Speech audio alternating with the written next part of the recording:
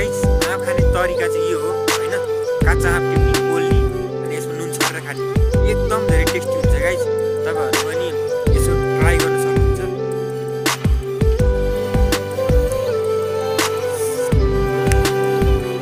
वाह guys last video यदि हेर्नु भयो भए जाँदा जाँदै यो भिडियोलाई चाहिँ लाइक गरेर मेरो नयाँ हो यो च्यानल यसलाई सब्स्क्राइब गरेर जानु है त। By by.